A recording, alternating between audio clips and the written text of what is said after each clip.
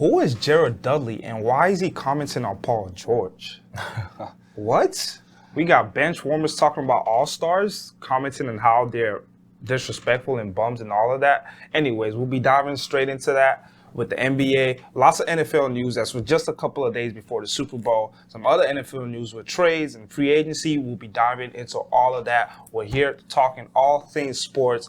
I'm John Iagoro. Welcome to First Possession. I'm your host, John Iagoro, and I'm here with my partner, David Ogedebe. And let's just kick it straight off because I think one team that many of us are looking at right now and seeing that they've disappointed so far, the Miami Heat. They have lost 2 straight games since Jimmy Butler's returned. They're currently 7-14 in the East, and a lot of people are looking at them like, should they make a move? Should they do this? Should they do that? What's wrong with the Miami Heat right now? I think right now the Miami Heat are in like a really weird predicament, right? Because they're coming off of that playoff run, and to be honest, I think as great as that run was, and I'm not trying to call it a fluke, but we can't really hold them to that standard anymore because that run was a Cinderella run. Yeah. It was a run that was unexpected. People didn't even have them favored to get out of the second round. You know what I'm saying? So them even getting to the finals is just an accomplishment in itself. And to hold them to those standards again, I think is kind of ridiculous. But right now, they're not even a playoff team if the season ended today. They're 7-14, 13th in the Eastern Conference. Not only that, but they're a bottom 5 team on offense. And defensively, they're 22nd in defensive rating and 17th in opponents' points per game. So even their defense is taking a step back. They were a top half defensive team and top half offensive team last year.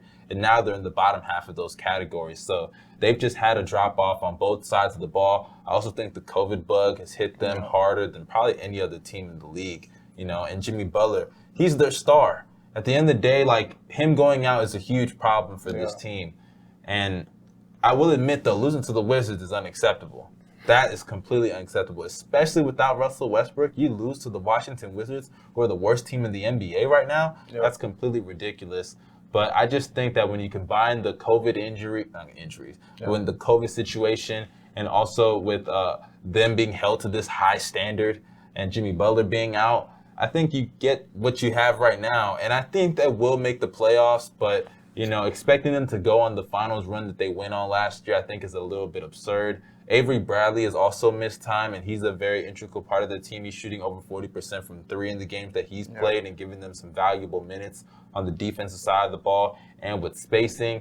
But I just think that people are just looking at this team and holding them to a standard that we all know they're not going to reach again. And when you do that, I think that then you start to raise the bar higher than they can reach. And the Heat, as good as they are, we know they're never going to reach that level. And I also think I wouldn't say coasting, but I think they're kind of waiting for that next guy to want out. Because there have been rumors that they want to get Oladipo on the team. Even a rumor came out yesterday that Oladipo might get traded again from the Rockets. So there are a lot of things they could do. There are moves they can make. I don't think Oladipo is really the answer if you want to contend for a championship. As good as he is, he's like a number 2 or number 3 kind of guy. He's not a number 1. 3. Number 3. I mean, I guess maybe because of his health, you could argue he's a number 3 guy. But they're really just waiting for the next man to want out, I think. And every year there's always a superstar that wants out. This year it was James Harden. Before it was Anthony Davis. Time in and time out, we always see superstars wanting out of their teams. So I think they're waiting because they have a great supporting cast to put around the superstar. And as good as Jimmy is, he's not a superstar. I don't believe he's a superstar. I think Jimmy's a top 15 player, but he's not a top 10 player. And that's just their situation. They don't have a superstar. The East is tougher, and the COVID bug has hit them, and the expectations, I think, are a little bit ridiculous considering what they were and what they actually are. I mean, when you talk about expectations, I think they're fair because when you have a team, team that yes, absolutely. When you have a team that just made the NBA Finals, and a lot of people want to call that that run to the finals a fluke or whatnot, but I would like to remind you they beat a lot of really good teams. The teams they beat to get to the finals were the top teams in the East. It's not like they beat the Bucks, who was the best team in the East, and they beat the Celtics, who's in some people's opinion, was the second best team in the East. And they beat them pretty easily. They beat the Bucks in 5 and beat the Celtics in 6. So I don't want to believe that run was a fluke, because when you have a player as Jimmy Butler, as we see him, he literally did all he could. They were not supposed to be there. Nobody had them in the finals. Even to take the Lakers, I had the Lakers beating them in 4. Oh, you thought it was a sweep? Yeah, I thought it was going to be a sweep. With Bam and all of them? Yes, absolutely. Wow. With that finals. But, obviously Jimmy took them to 6 games, and with all those players. And I think the most disappointing thing for the Miami Heat this season is, first of all, let's not forget that they have been hit by COVID. They have been hit by, some injuries here and there. And Jimmy Butler's only played 9 games. 9 games out of 21, that's what Jimmy Butler has played. So at first I was like, okay, let Jimmy come back, and, they'll probably go back to winning games. But in the last 3 games that Jimmy has come back, they're 1-2. And the 2 teams they have lost to, the Washington Wizards and the Charlotte Hornets. You know what I'm saying? So I look at them like, okay, that's bad. And another thing that also is like sort of surprising to me, they're 13th in scoring the ball in the East. Not in the league, in the East alone. They're 13th scoring the ball. So what that tells me is they need to make a move. I understand Heat fans. Hey, we all love Tyler Hero. Please don't be a hero. We all love him. He's a young star. Somebody who has a bright future. But I think if you have the opportunity to go and get somebody like a Bradley Beal, I know there are reports coming out that he doesn't want to leave and he doesn't want to trade here and there. But if Washington sees, okay, we could get Tyler Hero and somebody else and some picks for Bradley Beal, I'll take that. If I'm the Miami Heat, I will take that. I wouldn't take that, man. Because when I look at the Miami Heat, who's your second best player? You would say Bam, right? Yeah. And he's your leading scorer.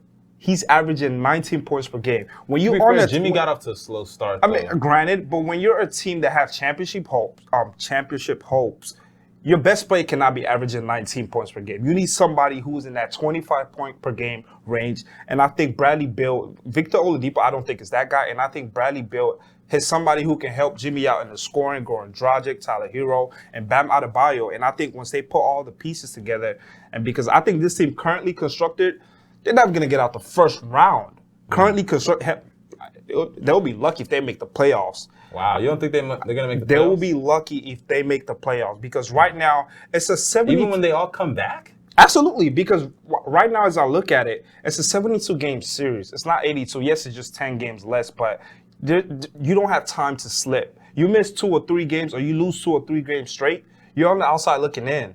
And with the NBA this season, we know games are coming fast, everything is coming fast. And obviously, are we gonna say for the rest of the season that they're not gonna have players who are going to miss games? Are we gonna say Jimmy's gonna play the rest of the 50 games and Bam's gonna be healthy the rest of the way? And I think when you get somebody else like another star, that relieves some of the pressure off of Jimmy, and maybe they can make a late run down the stretch. Look. Here's the thing about the Bradley Beal stuff. I keep hearing a lot of people say Bradley Beal.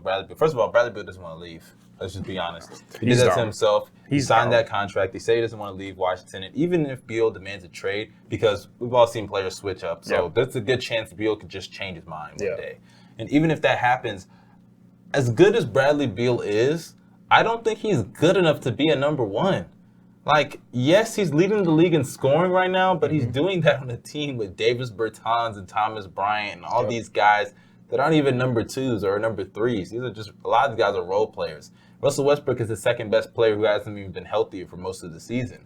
So, and even in the fourth quarters, Beal burns out a lot, having to carry that team. And that's because he carries so much of offensive load. And what I'm saying is, if he comes to Miami, he's not the number 1 guy. We all know Jimmy's that guy. But Jimmy is not a better scorer than Bradley Beal. Well, he's not, but I mean, he's not going to be the number 1 That's option. still going to be their leader. Their leader, yeah. Who do you think's taking the last shot? I don't know. I don't know. I think Jimmy's still going to be their guy on the Miami. Even if Bradley Beal comes if you're down there. by 3, you're going to give Jimmy Butler the ball? Well, obviously, depends situational basketball here and there. But I still think Jimmy's going to be that guy.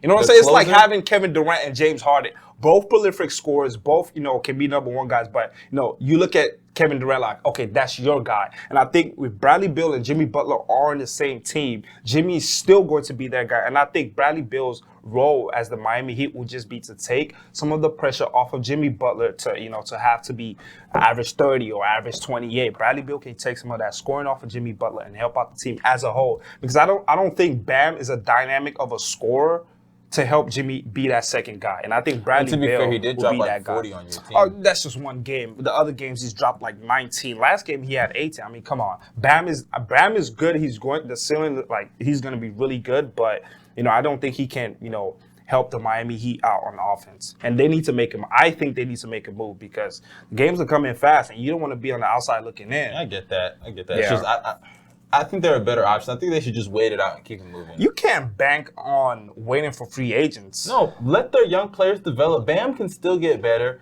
Don't forget, Bam has got a 5-year max extension. So they're banking on him Bam to is get not better. getting traded. You know what I'm saying? They're banking on Bam to get better. If Bam was just going to stay the same, they wouldn't have gave him a max contract. Okay. So they're banking on Bam to get better. They're obviously banking on Tyler Hero to get better. Oh, that. And that's really the big X factor. I love me some Tyler Hero, but... And let me say this to Miami Heat fans, too. Y'all better pray Tyler Hero becomes a star. Literally. Because y'all have passed on a lot of guys James for the Harden sake was there. of Tyler Hero. And I also believe that I'm going to make a little bit of it's not a prediction, but this might be something that people should look out for. Look at how before we move on, look at how the Sixers are constructed right now. They're having a great season so far. Joel Embiid is having an MVP caliber year. Probably the front runner for MVP, at least in my opinion. You could argue Jokic, Bron, KD, other guys, but to me, it's Joel Embiid. And if they go in the playoffs and have a very disappointing out, don't be surprised, especially if it's due to Ben Simmons' lack of a jump shot, like it is every single other year. Don't be surprised if Embiid says, forget this, I want out. Yep. And if that happens, Miami, I think, should be the #1 team to pick up the phone and throw a package to the Philadelphia 76ers because they have the pieces and the assets to throw. And if you can pair Embiid with Jimmy. Bam and Jimmy, that's going to be one of the best big threes in the NBA, and they're automatically back in finals contention. So absolutely, I'll give you that. If you have somebody like Joel out there, I would throw everybody except Jimmy. Hell, I'll throw Bam in that discussion also. I don't know. You can also throw other guys though. You can throw other guys. Yeah, but like if Philly says they want Bam, if you're going to trade Embiid, right? Think about it. You're going to package guys like Tyler Hero, Duncan Robinson. Okay. That's already. That's a lot right there because that's a lot right there, especially if you're pairing them with Ben Simmons. Hero and Hero and Duncan are perfect fits with Ben Simmons. But it's Joel, though. When you have somebody of that caliber, you literally throw every... But Bam is going to be on a max, so it's going to just be Bam. They missed out on getting James Harden because they didn't want to let go of Tyler Hero and, their other young pieces. Ridiculous. But I hope they don't regret it because, I love me some Miami Heat basketball, but it's not looking good right now. But anyways, moving on. Jared Dudley, that guy, had some comments for Paul George, and I'm going to read the quote for some of you so you can hear how ridiculous this sounds. Jared Dudley says, "We hear some of those guys talking about how they're the team to beat in LA, referring to the Clippers. It's fine if Kawhi says stuff like that. He's defending the championship. We don't trip if somebody like Patrick Beverley says something like that. Wow. That's how he feeds his family. We get it. We respect the hustle. Now, here comes the interesting part. But we think it's disrespectful for Paul George, who hasn't won, to put himself on the level of Bron and AD. This motivates us." That's what Jared Dudley said. And obviously, Paul George heard about it and responded, "God bless you, Jared Dudley. I don't know what it is. Dudes love throwing my name and stuff, but God bless you, Gerald." Okay. Jared Dudley. It's tough. Well, I don't know his career, but obviously an NBA champion. But most of his career has been a bench warmer, talking about an all-star in Paul George. How do you react to those comments? I like him. You like him? I like him. You gotta be kidding me. I like guys like Jared Dudley, man. Like, even though he doesn't play, bro, obviously, I like those kind of comments because it's that mentality right there. Something that Paul George don't got. He's not soft. Are we doing this again? I'm sorry, bro, but I don't care what people say about Paul George anymore. I don't care. You want to know why? Because he put himself in this position to be clowned on by a bench player. This is the same guy that, when he was in Indiana, wanted to stay in Indiana. Okay. Couldn't get it done, moved to OKC. Re-signed in OKC when he had a chance to go play with LeBron in LA. People forget that. Yeah. Re-signed, choked in OKC, then decided to go to the Clippers. Said that they were the favorites, because he said that out of his mouth now. Went on Kevin Hart's podcast, he was like, "Oh yeah, we put this team together. We expected to win this championship most this people year. thought they were the favorites. Most people thought they were the favorites. Yep. Goes in the bubble, and before the bubble starts, it's on Instagram Live talking about how stacked they are with Dennis Schroeder. Then the bubble comes. We all know what happens. They choke, blow it through, and lead to the bubble Nuggets. And then as soon as the series is over, he goes in a press conference. They ask him, "Hey, did y'all feel like this was a championship or bust year?" He says, "Nah, we didn't feel like that." Dude, you lied. You cap. You're soft. You're weak mentally. You deactivate your Instagram comments because it's obvious you pay too much attention to social media. And then you get mad when people say stuff like this about you. It's obvious they're going to do that because you put yourself in a position to be clowned on. And then let's not forget he blamed Doc Rivers. No, Doc Rivers is not the reason that you hit the side of the backboard. And look, PG's having a great year this year. He just dropped over 30 yesterday. He's having a great season, an MVP caliber season. He's not the front runner, but you could argue he's in the top 5. Yep. But at the end of the day, Paul George could go out there and break Wilt Chamberlain's 50-point record. It does not matter because we have to see you get it done in the postseason. And like he said, Kawhi Leonard could talk that talk because he's a champion. Yep. Patrick Beverley, he feeds off of talking that talk anyways. Trash, Paul George, what are you talking trash for? You've accomplished nothing. You're not an MVP. You've never made the finals. You have a terrible playoff record. You've been outplayed by role players in the postseason. And then you just had the worst performance of your entire career, in which in the first round you were shooting Bob Cousy field goal numbers. So as far as I'm concerned, those comments are beyond fair. And Jared Dudley, I applaud you. First of all, Jared Dudley, great NBA vet. I think it's about 13, 15 years right now in the league. So obviously he's in the league for a reason. Locker room guy. Hey, he can shoot that hoe. Come on. He can shoot the rock. It takes about one every 5 games. Anyways, locker room guy. First of all, this disrespect on Paul George, I think has gone way overboard now. Because let me talk about Jared Dudley. You have guys like Seth Curry calling Paul George soft. Seth Curry, how long has he been in the league? Hey, Seth is talking right now. A former MVP candidate in Paul George. I mean, he played better than him in the playoffs last year. Calling Paul George soft. And you got Devin Booker, obviously words I can't say on TV, but Devin Booker calling Paul George, calling him out. And then Paul George says stuff like, dudes love throwing my name and stuff. Okay, I'll give you that. When you go out there and call yourself playoff Pete. I forgot to even say that. And you that. stink it up in the playoffs, of course guys are going to come at you. You know what I'm saying? So, I mean, I don't blame them, but I got to say, Paul George, before he broke his leg, was a former MVP candidate, a legit one for that matter, too. With Indiana, he was a baller. Exactly, even afterwards. And then, he's coming off of that, working his way back. And then he goes to OKC, and now he's dealing with his shoulders injury. I'm not making excuses here, but I'm just saying, let's give him a benefit of the doubt because, obviously, that's his shooting hand. I don't care. Even with that injury against the Blazers, at the end, I believe it was at the end of Game 3, he went up for a windmill reverse dunk at the end of the game. Hey, he said his shoulders are hurting, so we gotta believe him. And it hurt him then. All right, so but obviously they lost to Portland, and the Jazz lost. That one was inexcusable because you lost to Donovan Mitchell and Joe Ingles. That's absolutely unacceptable. And then he goes to the Clippers. The Clippers lost. I cannot defend that. Whoever it is to blame, Doc Rivers, Paul George, Kawhi, listen, everybody deserves the blame because that loss, I don't know what that was, but, obviously they choked and whatnot. But this season, Paul George you can't name what.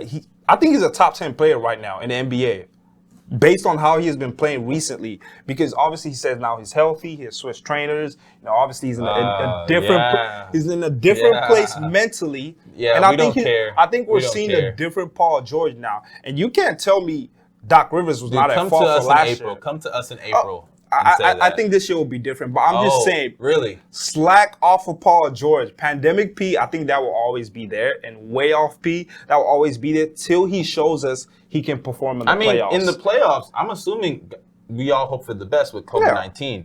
But I'm assuming the pandemic will, still be what it is. Not what it is, but maybe... You know what I'm trying to say. With the pandemic, who knows how long it's going to take. So Pandemic P, hey, that name might come back again this year. I just think Jared Dudley's comments on Paul George were disrespectful because Kawhi did have all that commercial and all that gloating and whatnot. Kawhi doesn't gloat. Former NBA champ. the commercials wasn't gloating. No, but he's the not. king of I'm LA talking gloat? about the stuff that he like Paul George be doing and Patrick. And Kawhi is a champion. I mean, yeah, He just that's came why off he gets of a a title pass. that year. That's why he gets a pass or whatnot. So, I mean, what did Paul George say with the favorite? What's so bad about saying you're the favorite? It could be motivating your guys. What has Paul George accomplished? I mean, former MVP candidate, multiple All-Stars. I mean, come on. Does he have a finals Went appearance? toe-to-toe with LeBron multiple years. He lost all those toe-to-toes. He You know did, that? but And I he mean, also underperformed in a lot of those games, He too. did, but I'm saying, Paul let's not George's act like Paul George is a scrub. No, he's an all-star. He's He's not a scrub. He's in the playoffs. He's a scrub. These guys are talking about him like he's a scrub. Because he's mentally weak. That's just a fact. He had to deactivate his Instagram comments. Come on, bro.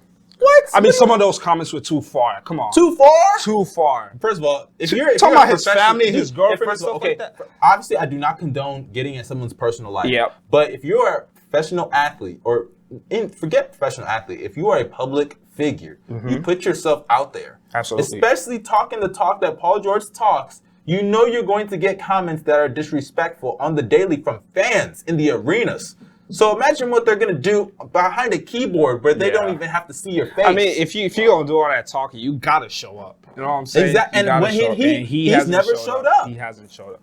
He hasn't showed up. But you know, I just think some of the comments are way too far. Way too far. I commend you, dear Dudley. I like that. Hey, I like that. Keep talking that talk. Playoff P's coming for revenge this year. He got a better playoff resume than Paul George. Revenge tour this year by Playoff P.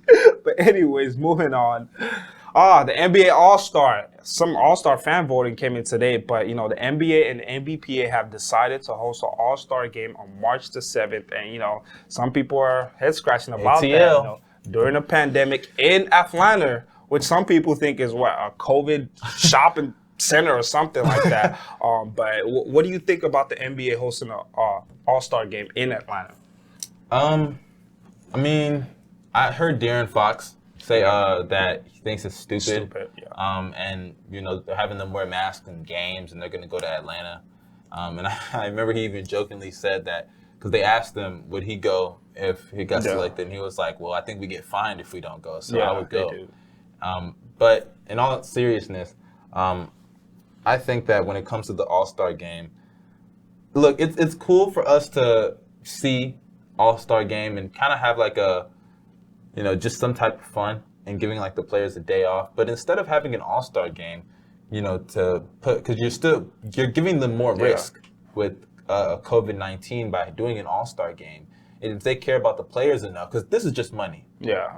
We know the NBA is a business. That's what they're trying to do. They're trying to save face by saying they're protecting the players and all that. I'm not saying they don't care about the players here.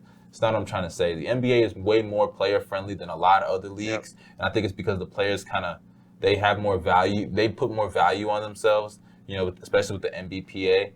But, you know, you could just reduce the risk by giving them a week off. Why not just do that? Let them be with their families for a week.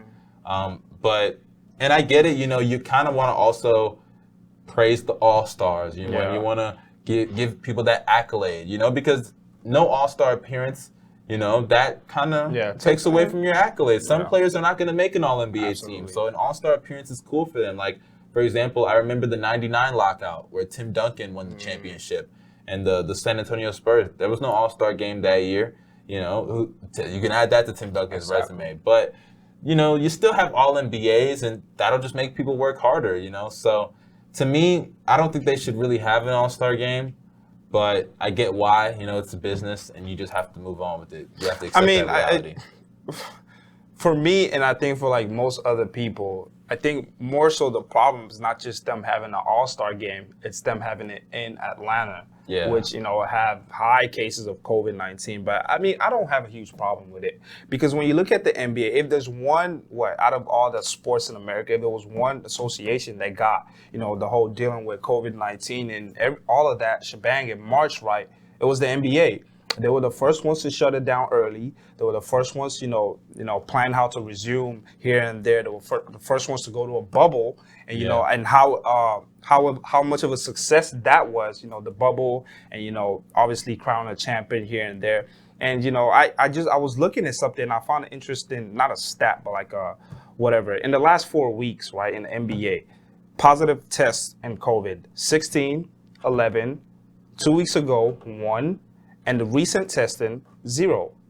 So they're doing something right. The NBA, they're doing something right. And I think when you think about the All-Star game, it's a weekend to show guys, appreciation of how hard they've worked, and just to thank them. There's some people who are gonna make the All-Star, who are supposedly supposed to make the All-Star game this season, that probably would never make it ever again. And you look at those guys and you just say, okay, just let them go have fun, because this season so far has been challenging. Like Rudy Gobert?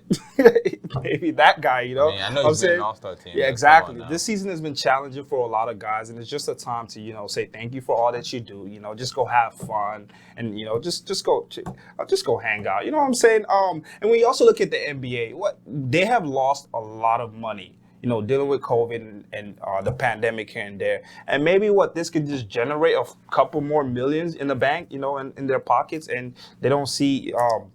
They don't see how much this will affect the players. I mean, I get that, but I just feel like if they're trying to really prevent, COVID and all that, why would you just send them to a COVID-infested place just so they could play a random, meaningless game of basketball? Like, don't get me wrong, it's cool, but why not just name the All-Stars and just move on from there? Like, hey, you're an All-Star this year, but there's no All-Star game.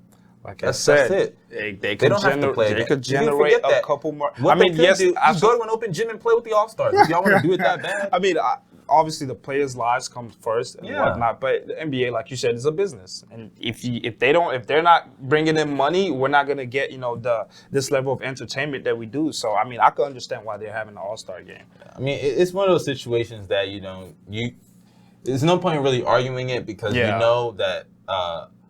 You just know that the NBA is a business, but I just feel like De'Aaron Fox is right, because they're sitting here making these players wear masks and all that. Like, I get why the players are not going to fight it, because they know how the league money is. Involved. Money is involved. So and it's not just the NBA that has some of the players have stuff to gain from it. I think they get like a bonus, for playing in the All-Star game or whatnot, and the All-Star MVP gets a bonus also.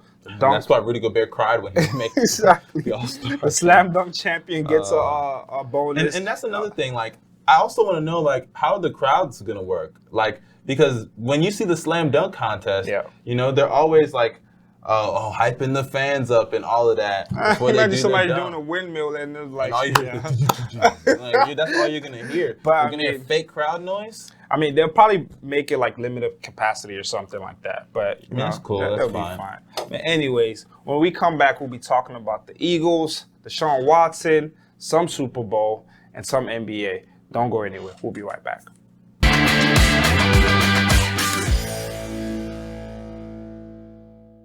Welcome back, First Possession here, still talking all things sports. And, this is a segment that we just added, and it's called Show Me Love. As some of you already know, a segment which basically means we just show some guys love. We like to criticize a lot of guys, and we like to, bash them, but this segment is about showing. We don't like to bash them. It's fun sometimes, Rudy Gobert. But, this segment, we basically show some guys love that have, been playing outstanding so far. And my guy today that I am showing some love is Kyrie Irving. Yes, I say Kyrie Irving because, as you have in the past, talked about Kyrie and talked about him maturing, obviously, when he, sat out and, was dealing with his mental issues and his family issues and all of that, We're glad that he's back playing basketball, and boy, are we glad that he's playing basketball because he has been playing phenomenally. He has been hooping, He's been balling out, Since he came back, the Nets are 6-3. They're playing winning basketball. He's actually putting more effort in the defensive end, while he sat out and while he was dealing with all those issues. We all had our takes, talking about he needs to mature. Does he still want to play basketball? This or that, that and that. And Kyrie just came back and showed everybody how phenomenal of a basketball player he is. And today I'm showing Kyrie Irving some love because dealing with all those issues that he had to deal with and coming back and just playing strictly basketball, helping out his teammates, talking to his teammates, being a more mature guy on and off the court. Kyrie Irving, I am showing you some love, my brother. He's had an incredible season so far. We all know he's an all-star caliber player, all-NBA caliber player. Kyrie's even he's one of those players that when you watch, you think he's like the best player ever. Yes. Like you literally think he's the best player ever. And it's not even not even trying to be like casual here or anything, because obviously we know he's not the best player. But like when your eyes are on him, he gives you that Kobe Bryant feel, that I wouldn't say Jordan, I want to push it that far, Kobe. But like he does things that like, who's better than this guy? You know, but it's in the moment type of thing. You know, even T-Mac gave me that feel when I would watch him too. You know, you just get that feeling from those kind of players. And Kyrie's proving again why he's one of the top 3 point guards in this league, arguably the second best point guard in this league. Absolutely. You know, behind the great Steph Curry. Just watch. Okay, close call, but you know, I mean, I think with Kyrie, Steph, and Dame, it's like 1A, 1B, 1C. It's not like 1, 2, 3. Oh, come on, let's not do this again, dude. Are you serious? It's like 1A, 1B, 1. It's not even close, Steph Curry man. is that much better than Kyrie? Dude, no, yes. No, come on, come on, bro. Steph is a top 10 player right now. Come on, Steph. I'm gonna say Kyrie's like top 15. Yeah, that's a noticeable drop off, yo. Come that's on. a noticeable drop off. I mean, but you know, watching Kyrie play basketball is like watching a surgeon perform surgery. You know, the precision to every move, and you know the moves he makes. Like I said, you know, who takes the toughest shots? You know, in the NBA, and you know, Kyrie to me takes one, if not him and Dame, they take the toughest shots, but Kyrie makes them look so easy.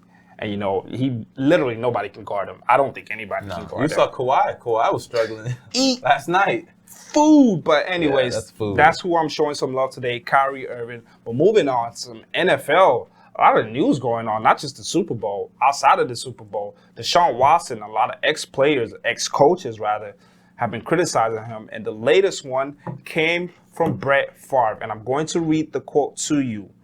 He said... Hold on, give me a second, guys. Brett Favre says, you get a ton of money to do a certain job and just do it and let the chips fall where they may. I think we make too much money to voice an opinion, obviously talking about athletes and, you know, in this case, football players. But I'm not saying he's wrong. Again, I think it's a different day and time, and it'll be interesting to see how this organization handles it. So what do you make of the criticisms that Deshaun has made so far? Because he has been receiving a lot of criticisms from ex-players and ex-coaches, and, you know, some guys around the league also. You think they're fair or foul? I think they're foul. For one, I'm glad Brett Favre acknowledged that it's a different day. Yeah. So I'm glad he did that.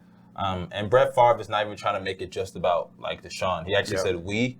So he's not trying to make it like because some people took it like a race issue when he said that. And he said we, so he's including himself in that. And it's just that old school mentality of like, just play and let the organization handle the front office stuff.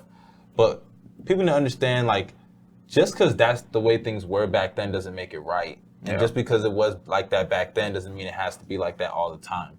Things change, times change, people evolve, and the league has evolved. And I think the NBA has impacted how NFL players think too. Because you're seeing guys like Anthony Davis force his way out, and now you're seeing NFL players force their way out of certain situations. Stephon Diggs was called a diva for what happened in Minnesota, getting his way to Buffalo. And now, like, he's so beloved in Buffalo with Josh Allen. They look like best of friends, you know. But to me, I think Deshaun Watson, how he's going about the situation is fine. He's been a loved figure in the NFL since he got in since college. You know, he's done a lot for this city of Houston. And not only that, but how is he going about this wrong? It's not like he's going on social media, like, angry. It's not like he's in clubs like James Harden did. He gave them time before he even made his trade request public. First he was disgruntled. Then they went to get a coach that he didn't want. And not only that, but they got a GM from the Patriots tree. And, like, they didn't even make him involved in any of the decisions. They think just because they went to get some black coach that all of a sudden he's going to change his mind. That's even more insulting. Exactly. You know, so to me, Brett Favre, you know, this whole thing that we shouldn't voice an opinion, like, I don't understand that. Like, I'm not sitting here saying he told him to shut up and dribble, but that's damn near the same thing. I was going to say that. What's the difference between what he said and shut up and dribble? It's almost the same. When you the only reason I wouldn't say it's the same is because the racial overtones of shut up and dribble compared to, like, he included himself. Yeah. You know, so that's why I would say it's a little different. But I mean, when you say we voice a lot, we make a lot of money to, you know, not voice our opinions on, like, organization issues and stuff like that, football wise, I think that's ridiculous because these guys are getting paid millions and millions of dollars. Yes, there are people hired to, bring the right personnel in, bring the players in. That's the GM. That's the president of football operations. But when you pay somebody max millions of dollars, and you call that person the number one employee in this franchise, his opinion matters. Everything he says matters. If he says, I want this, I want this, I want that. I want McDonald's on Tuesdays, I want Chick-fil-A on Thursdays, then you get that for him. You can't sit there and say, what is Deshaun Watson asking for?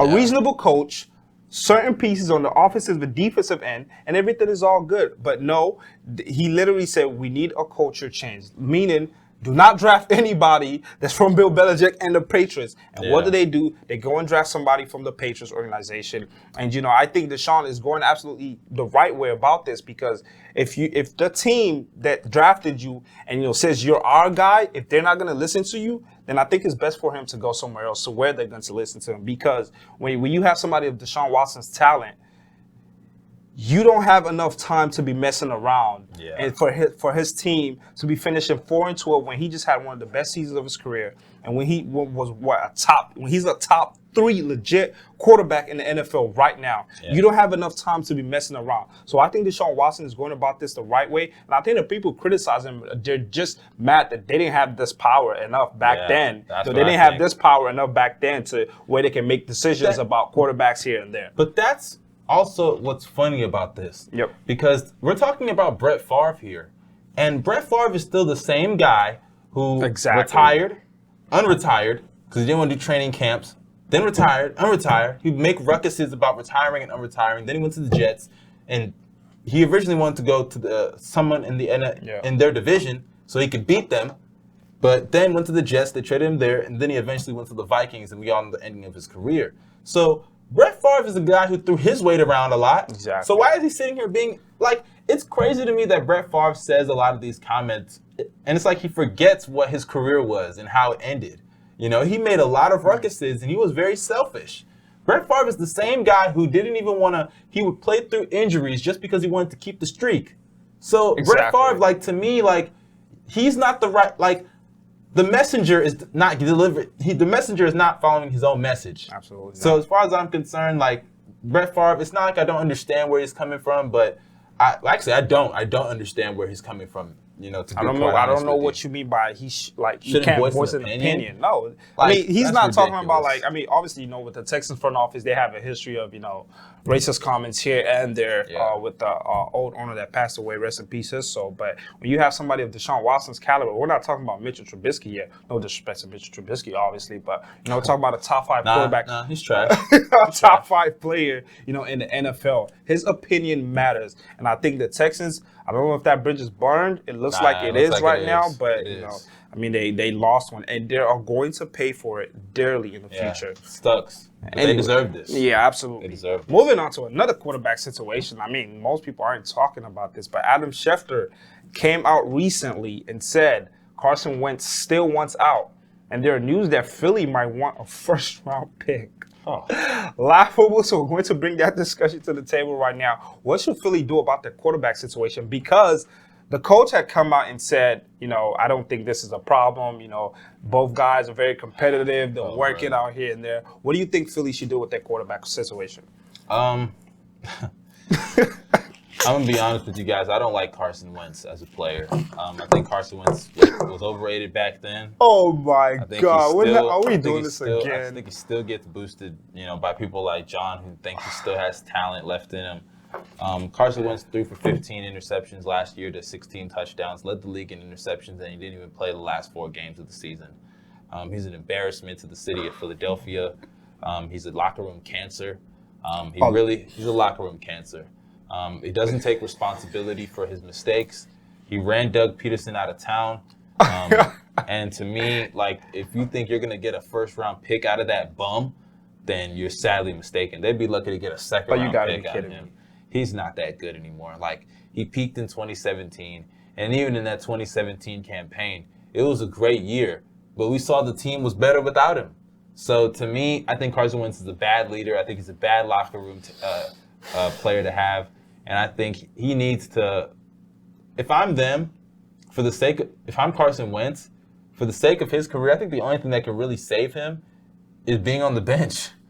Honestly, bench him, then see what packages you can get for him mid-season, because he needs to really fully understand that he messed up and he's not good anymore. Once he hits that wall in his head, then you can move him and see what you can get for him. I mean, they can move him this offseason, honestly, if they really want to. But to me, I just don't think Carson Wentz is that good anymore. Listen.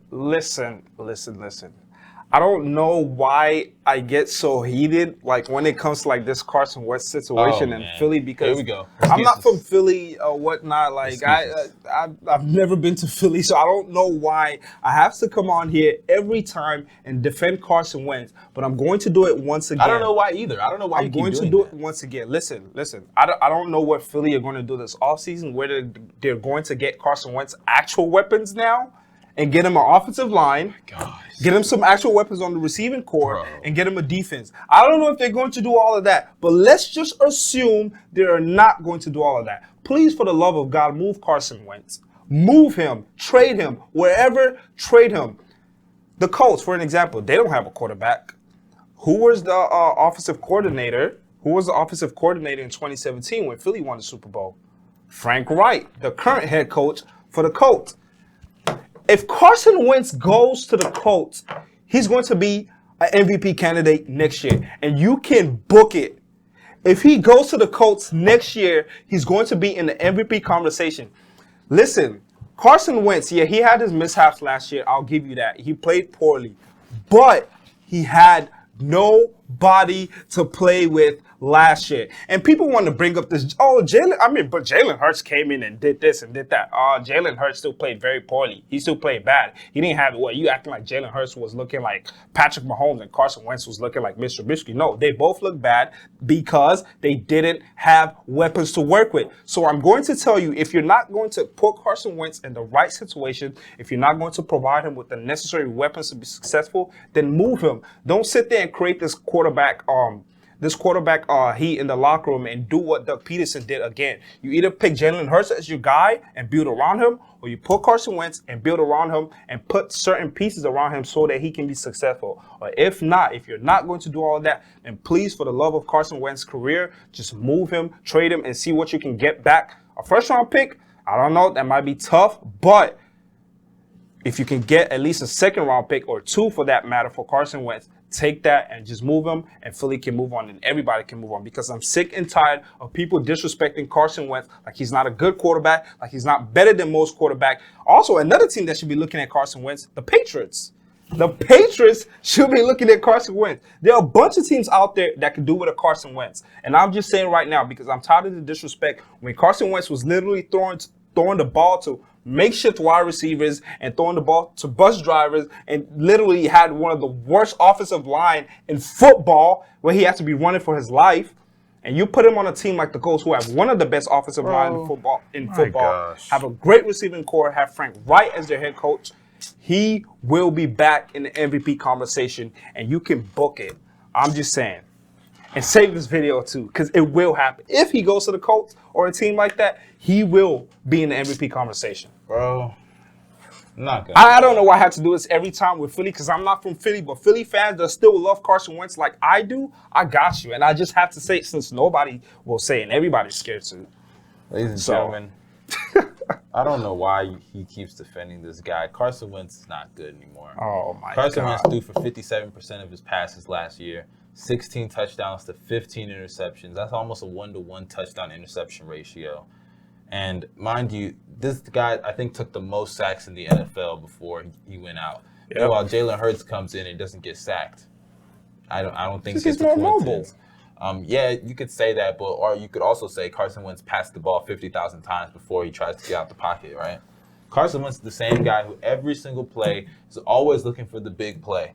There will be somebody open for a check down, and he always looks for the big play. This guy is abysmal.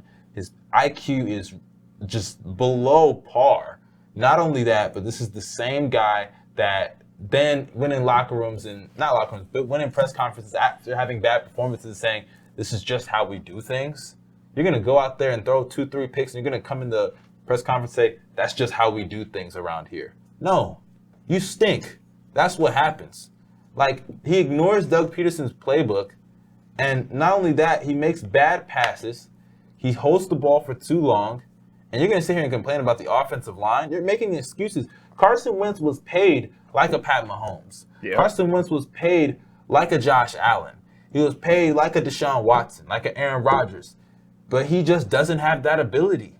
He doesn't. Carson Wentz makes 1 or 2 plays a game where you're like, man, he's special. But then he makes all the other plays questionable or just straight up awful. Carson Wentz is not as good as people think. You know why they paid him that much money? And he's also not durable. You think Bill Belichick wants a quarterback like Carson Wentz that doesn't follow directions? Listen. No. God, no. You know why they paid him so much money? Because they seen flashes. Flashes? They seen you mean that 4 years ago? When they seen that when you put him in the right position to be successful, when he has time in the pocket to throw, when he has actual receivers to throw the ball to, he's good, and he's a good quarterback. We've seen with quarterbacks, this is the thing that really ticks me off about when people have quarterback evaluations. You know, I've seen this with Lamar Jackson, also with Baker Mayfield last year. You can make a judgment on a quarterback if you haven't put them in the right place to be successful. Why was Carson Wentz in the MVP conversation? Granted, it was 4 years ago. I get that. But why was he in the MVP conversation? Because he had weapons to work with. And that's what I'm telling you. If you put him in the right position to be successful, he comes through. And that's what I'm saying. Tio, everybody. 4 years ago, let me give you guys some context. 4 years ago, I graduated high school. I'm about to graduate college.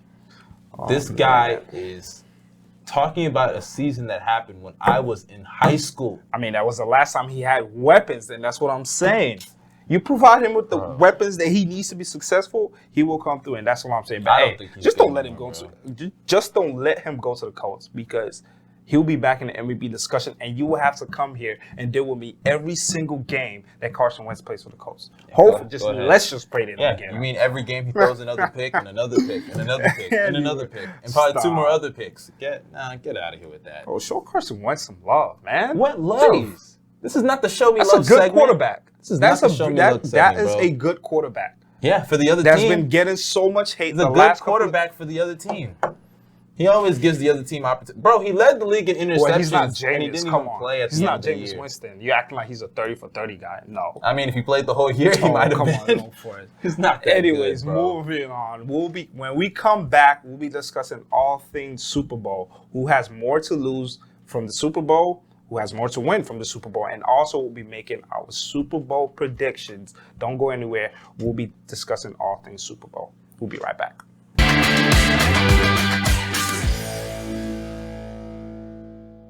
Welcome back, First Possession here. Still talking all things sports. The Super Bowl only a couple of days away. And, you know, some people are asking, could Tom Brady be the greatest athlete ever if he wins the Super Bowl? And I want to hear your thoughts on that. I believe no. He would not. And to me, it's hard because, like, you look at his resume, 6 Super Bowls, 4 Super Bowl MVPs. If he wins this Super Bowl and gets the MVP, it would make it 7-5 in those categories. And he's 10 Super Bowl appearances. And for a sport that is so predicated on team play, for him to have those kind of accolades is ridiculous. And considering that it's not like a basketball type of thing where you get 4 tries, you know, a 7-game series. It's a one and done. And he's got 10 appearances in itself. Even if he never won a ring in those 10 appearances, that's still very impressive. But the reason I can't say he's the greatest athlete is because it's hard for me to say any football player is the greatest athlete because you only control one part of the field, you know? And for a quarterback, you have the most dictation, or excuse me, you dictate more than any other position on the field. And that's understandable why a quarterback is usually considered the greatest of all time. Tom Brady, for example, and before Brady, it was Montana that was viewed as the GOAT. So to me, I can't put him above guys like Floyd, who's undefeated. Michael Phelps was great in his individual sport. He's in that conversation too. Some people think Muhammad Ali is in that conversation. Michael Jordan in that conversation. You know, guys that were able to impact the outcome way more due to their sport. And Brady, due to the fact that he plays the quarterback position, and there are people that, I hate to say this, I don't really agree with this, but there are people who think Brady's just not that great of an athlete. You know, there are people that believe that. We saw his 40 time when he came into the NFL. It was pathetic. It looked disgusting. You know, I could run a 40. I'm actually faster than Tom Brady. I'm so serious. I'm faster than Tom Brady. You know, so I can understand why people think that Brady's not in that convo for the sake of athleticism. I don't really agree with that because when you're talking about the GOAT, you're talking about accomplishments and what you did in your respective field. But to me, because he has to be on great teams to win. You're not going to win a Super Bowl if you don't have a great defense. It's just how it is. But to me, with Brady, as great as he is, and trust me, Brady is great. I'm not taking anything away from him. If he wins this Super Bowl, I still can't put him above a guy like Floyd Mayweather who never even lost a single fight. So that's just my opinion. Okay, so when you look at greatest athletes of all time, right now you would say Tom Brady's in your top 10. Fair enough. Top 10 greatest athletes ever. And there's one thing we know about when it comes to like sports, you know, accomplishments matters. And when we talk about rings, what's the golden number? 6. 6 rings. MJ's got 6, you know, and all these other athletes, so they've got their respective number of trophies in their respective sports. But, you know, 6 rings, that's a lot. And when you think about Tom Brady, he's got 6 rings. Now, if he wins again, that makes it 7. 7 rings out of 10 tries. 7. That's a huge number. And when you look at Tom Brady and the dominance that he has had on the game of football for 20 plus years, I think that automatically shoots him into the top 5. I don't know who I would take out when you look at Michael Jordan, when you look at Floyd, when you look at Michael Phelps and all those guys Serena up there. Williams is also in that absolutely. We heard, you know, obviously gallery of trophies, but I think Tom Brady, if he wins 7, and with the 20 plus years, at 43 also. Yeah, that's impressive. Very impressive. It's going to be hard to say he's not the GOAT athlete because when you talk about GOAT athlete, in your span of playing the sport, how much did you dominate? And Tom Brady has been dominated for 20 plus years, literally. When you look at, he's done, he's washed. No, he's not. At 43, he's about to play in his, 10th Super Bowl and potentially win his 7th ring. I think if he wins it, it's going to be tough for whoever's at the top. I think who's at the top? I'll say Mike is at the top of greatest athletes. The thing is also, though, that people forget, as great as Brady is and as great as he became, Brady didn't always begin like this. Yeah. In Brady's first Super Bowl, he wasn't even a starter to begin the season. Brady was a game manager in the beginning of his career and then ended up becoming the great quarterback that we knew. And Randy Moss had a lot to do with that. You know, when he joined the team in 2007, they went undefeated. But I think you have to consider that as well. When you look at all these other athletes that are in this convo, Michael Jordan, for example. Absolutely. Michael Jordan was great from day one. He wasn't no game manager or some bench warmer. He wasn't a winner from game. Of course, he wasn't a winner, but he showed flashes that he was already on his way to become the greatest. 63 points in TD Garden. You know, and Larry Bird calling him God in disguise. He would have never said that about a young Tom Brady. I mean, I'll give you that in the sense of, like, you know, with football it's different because you only get to play one side of the field, and, you know, other guys with basketball, with, you know, tennis, you got to play offense and defense, you know, by yourself. But I mean, it's different. But also you got to take into account when people can look at you and say, okay, this guy's been the best quarterback for this amount of years in football, and now you end up with 7 rings. It's hard to not say he's the greatest athlete ever. I mean, but think about it. You got a guy like, this is why, because to me, I'm just going to give my greatest athlete. My greatest athlete is Floyd Mayweather. Because over Mike? Yes. Floyd Mayweather, to me, is the greatest athlete that we're ever going to see. Dude, the man is still never lost a boxing match. He's never going to lose a boxing match. He's already kind of retired, unless he's going to come out and fight Logan Paul. Those guys, those fights don't count. That's whatever. But he beat all, think about it, all the fighters. He beat every single one of them. They said he couldn't beat Pacquiao. He did it. Oh, Pacquiao was old. Come on. That's not an excuse, bro, because even when they fought, people still thought Pacquiao was going to beat him. So to me, Floyd is the greatest athlete. You could throw Jordan. I think Jordan and Floyd, they're neck and neck right there. You know, Jordan, you could argue Jordan, you know, Jordan is in that combo too, but to me, because boxing is more of it's a one-on-one thing, and because he beat them all, you got to kind of give that to Floyd in my personal opinion. When it's all said and done with Tom Brady, he's literally going to have, Literally all the numbers, and then you add on to the rings, most touchdowns, most playoff wins, literally all the numbers, and then you add the 7 rings to it. That's called total dominance over a single sport. And I mean, Mike won 6, but some guys won under Mike. Like Hakeem had 2 under Mike, and things like that. Mike took a break, obviously, and Tom literally for 20 plus years had dominated the game of football. And I think it would be very hard to deny him to being the GOAT. Anyways, let's talk about the guy that he is playing, Patrick Mahomes. How much does he have to lose playing the Super Bowl? Because, obviously, I think a lot of people look at this as the GOAT Bowl. You know what I'm saying? When you look at Jordan and LeBron, okay, one guy is solidified as the GOAT. And then there's that guy that's trailing him like, okay, yeah, I'm coming for that crown. And, a lot of people see Patrick Mahomes as that guy. So do you think if he loses, he can still catch Tom Brady as the GOAT? Before I answer that question, I want to tell everybody, we're about to see something that we may never see ever again. I think this will be the most viewed Super Bowl in recent years. Yeah, because we're never going to see something like this again. Yeah. This is like a once-in-a-generation type of matchup. You got a guy and I'm not even trying to gush over Mahomes here, but this is just the truth. You got a guy in Patrick Mahomes who I would compare him to like a LeBron. Yeah. Even though he doesn't have the accomplishments of LeBron in his field.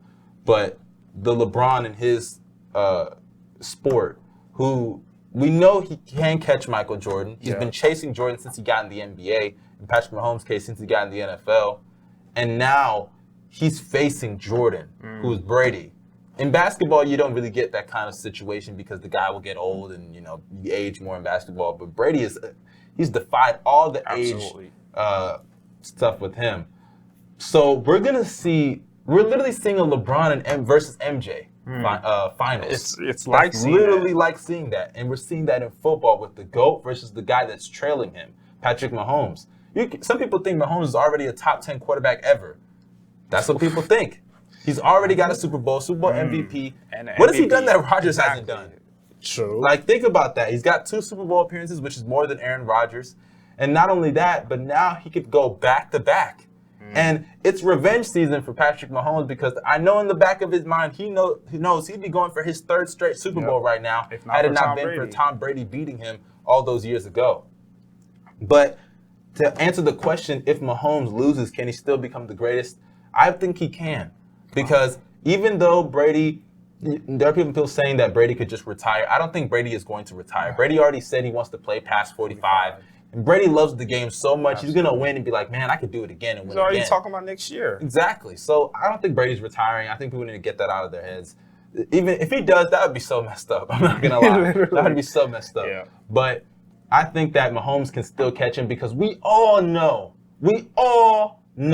Brady is not the most talented quarterback in the history of the game. We know that right now, a lot of people believe that's Patrick Mahomes. He's the most talented QB that we've ever seen. Yeah. He's literally, if Aaron Rodgers and Brett Favre had a baby, that's Patrick Mahomes. And I'm talking about all their good qualities, not the interceptions of Brett Favre, but I'm talking about the good qualities. Being able to be conservative when he needs to be, but also being able to be aggressive and having the gunslinger arm that Favre has as well. So to me, I believe that Mahomes, when you package the fact that he's arguably the most talented QB, I believe he is the most talented QB that we've ever seen, packaging that with his eventual accomplishments, because even if he loses this Super Bowl, he still gets another appearance on his resume. He already has a Super Bowl and a Super Bowl MVP. If he gets 5 rings, which is doable, he can do that. If he gets, especially with the team that he has and the coach that he has, if he ends up with 5 Super Bowls and Brady still has his 7, you can still say, oh, well, this guy has more. And if he gets more Super Bowl MVPs as well, because he probably will with his talent, you could say, oh, he has more Super Bowl MVPs. Because with the GOAT convo, you nitpick. Yeah, you do. You nitpick a lot. Brady wasn't even a starter in his first season when he won the Super Bowl. Then you also look at other years like he was game managing. He also lost an undefeated season to the Giants and Eli Manning twice. You can nitpick certain parts of Brady's career and then say, oh, I would have Mahomes over Brady in the GOAT combo because this, and this. So to me, I think Mahomes can still lose.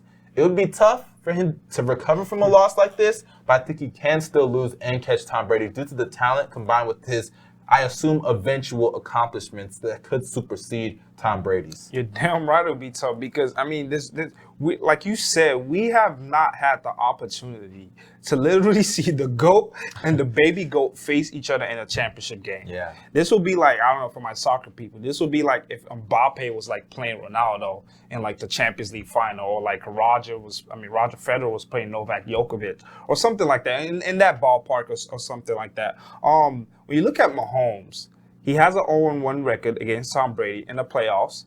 And if he loses the Super Bowl, they'll make it 0-2. Now, we all know, if you want to beat a man, you got to beat the man. And if Tom Brady literally just says, okay, got 7 rings, I've accomplished literally everything that I've set out to do in football, this is it. He's not going to do that, yo. Chill. Okay, knowing Tom Brady, he's not going to do that. He's not going to do that. But if he does, that's going to be 7 rings, sitting at home with 7 rings. Mahomes will have 1. And now you have a 0-2 record against the GOAT. If Mahomes, okay, I'll give you this. Mahomes like finishes his career with like a 5-1 record in the Super Bowl. He has 5 rings, and that 1 loss comes to just Tom Brady. You still got that loss in your resume though, to the GOAT. Okay, but why do we put so much like stock in head-to-head matchups? Because like with football, it matters. In football, that's not really fair. Because in football, you're not really playing the other quarterback. You're not. You're playing the defense of that team. But and the Chiefs' defense is not as good as the Bucs' defense. The Bucs are actually a more talented team than the Chiefs on paper. The Chiefs just have more firepower on offense. On that defensive team, other than the Honey Badger and Chris Jones, there aren't really much playmakers on that team. I mean, I guess, but like they don't really have. Well, Frank Clark's actually pretty solid. I'm not going to discredit him, but they don't have the greatest defense. Their defense is their weakness. Yeah. So I don't know why people are really making such. And I get it, it's head to head. The QB's facing this QB. In football, so that's the narrative. It matters. Head to head matters because when it's all said and done, Patrick Mahomes will literally have accomplished I think he will probably have more numbers. Okay, then do we put so much stock in the Peyton and we do this with basketball. We do this with every sport. Basketball is different because you can actually go and say, I'm going to guard this guy. I'm talking about when you talk about like rings and winning championships. I mean, LeBron is 4-6 right now. And people are still like, okay, yeah, you've got 4. You probably have more numbers than Jordan, but you're not 6-0. You don't have 6 rings. And I'm just saying, Patrick Mahomes, if he loses to Tom Brady, it's going to be very, very difficult to become the GOAT. Because I think the only way I can see him catching Tom Brady if he goes out and wins 7-2. or maybe, okay, I'll give him 6. If he goes out and wins 6, has better numbers, total passing yards, touchdown, playoff wins, and all of that, and it's just 6 so rings. We're not going to contextualize the fact that just one less Adam than Brady hit a game winner for him. We're not going to contextualize the fact. Was Tom Brady on the team when he won? Yes or no? Don't give me all that. So your role on the team doesn't matter. Your role on the team doesn't matter. This and that. What? Does your role on the team not matter? It matters. Like, for example, let's say Jimmy Garoppolo and the 49ers won last year. Okay, I'll give you the Mahomes played the greatest of games in the Super Bowl. No, he had his struggles. Exactly. He had his struggles. The defense, made a stop here and there. And, but he came through when he needed to come through. Of course, and Brady has had chances like that in his career, and he has come through. And that's all I'm saying. It's going to be very difficult. If he gets to 6, maybe we can then have a discussion because I think when it's all said and done, he'll probably have more numbers, like numbers-wise, passing yards and all of that, more than Brady. And now it comes down to head-and-head and rings. And now if he loses to Brady in the Super Bowl, now we're having a totally different conversation. I mean, that's fair, but I just think that you have to also consider the talent, and the talent of Mahomes is way past what Brady's ever been able to piece together in that category. But, it's a fair argument, though. Absolutely. Fair. I mean, but Brady has never also had a firepower like this. Dude, he had Randy Moss. But as a collective, with Tyreek Hill. Randy Moss. Come on. Bro, what you mean? I know, Randy Moss. Bill Belichick and Randy Moss. But Travis Kelce and Tyreek Hill. He had Randy Moss. The greatest receiver arguably ever. I'm just saying. And they lost. I'm just saying. Come on. I'm just saying. No. I'm just saying. Because the thing is, you can sit there and say, Mahomes could lose to Brady 43, blah, blah, blah. Brady had Moss. They went undefeated, and they lost to Eli Manning and the Giants. It happens. You can have a great team and lose. The Bills went to the Super Bowl 4 straight years. Didn't win a single Super Bowl. It happens. People lose, and it just depends on how you bounce back. Now, granted, I shouldn't have even said the Bills. Bills are kind of a different situation. They're losing 4 straight Super Bowls. That's unacceptable. But regardless, if you're going to compare him to Brady, you could easily look at that 07 year and say that was one of the biggest disappointments of all time. I mean, but Mahomes cannot lose to Brady. Literally, win this year and like lose the next 2 Super Bowls, and we'll give you a break. But you cannot lose to Tom Brady because that's the GOAT, and he's the guy that we see could potentially take the throne from Tom Brady, and you cannot lose to him because then you'll be 0-2 in the playoffs, except maybe they meet next year in the Super Bowl. But how likely is that to happen? We don't know. Yeah. But so far from now, he cannot lose to Tom Brady. But now moving on to our last segment of the day, our Super Bowl predictions.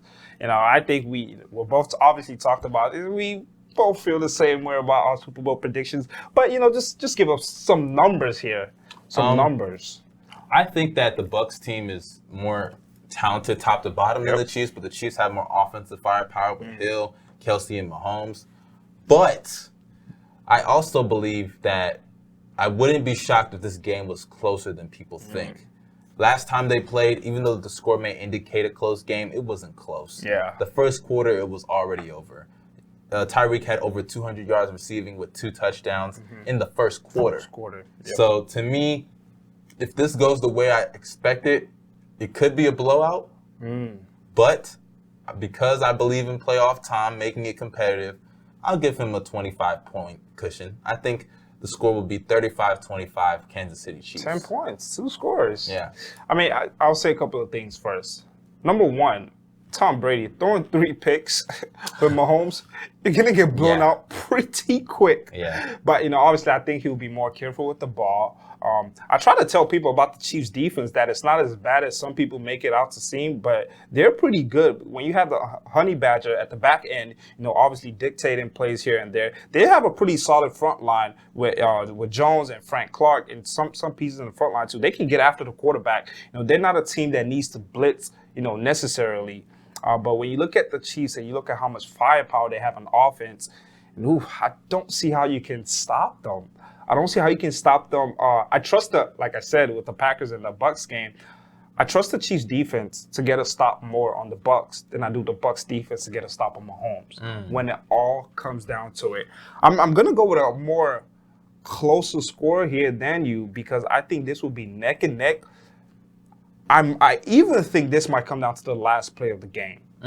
Last play of the game, I'm thinking Chiefs 32, Patriots. I said Patriots, Tom Brady. Bucs 29. Okay. By a field goal. I'm going field goal here. Chiefs 32, Bucs 29. I think this game will be a lot closer than, many people think it is because when you look at the Bucs also, they have some secondary issues. Not just, with everybody being healthy. Their secondary wasn't the best, to start with. But now they have their starting corner. We don't know how healthy he is. Obviously missed the NFC Championship game, but we don't know how healthy he is. Their other corner, Whitehead, I think is his name. He got out. He went out against the Packers. He's coming back. He'll probably be healthy. Antonio Brown, I think, is healthy now to come and play. But Le'Veon Bell is also healthy. But they don't utilize. Yeah, they don't even use their run game anyways. But he can be very vital in the pass and run game. He can be, but with the Bucs. The Bucs defense, I've said this since week 1, you do not run the ball on the Bucs defense. Their defense, literally, they have the #1 rushing defense in the NFL. You can't run the ball on the defense. And if you tell the Chiefs to sit back and throw the ball every time, they will literally burn you every time. I think you're better off letting the Chiefs run the ball than letting them throw the ball. But when you look at everything as a collective, I think this game will be physical. For one, to start with, because the Bucs defense can get really physical. And I think, obviously, when we watched in week, whatever that week was when they played, Tyreek Hill won't burn the secondary like he did. Their secondary, I keep telling you, it's a little suspect. It's very suspect. But I think, Todd Bowles will dial up the right play calling. And please do not blitz Patrick Mahomes for 50 plays. They're going to blitz him. Do not blitz Patrick Mahomes for 50 plays because he will burn you. Yeah, Tyreek will just kill Tyreek will burn you. Travis Kelce, they will all burn you. I think Sammy Watkins is also back healthy. McCole Hardman, Robinson, the other guy. They have weapons for days. Yeah. Literally, they have weapons for days. They will burn you. So I think this game, but I hate betting against playoff Tom because you know how I feel about playoff Tom and Tom Brady. But I think when it's all said and done, Patrick Mahomes and the Kansas City Chiefs will be favored. Okay. Yep. But anyways, that's Sunday at 5:40 p.m. The Super Bowl. I think, like I said, this will probably be one of the most watched Super Bowls in recent history because it's like the GOAT versus the baby GOAT. But we're all hoping for an exciting game. Everybody's healthy. A lot of very good play callers on display, especially with the two best quarterbacks in the game right now, Patrick Mahomes and Tom Brady. And, it should be a very good game. Very great game. Yeah, it will.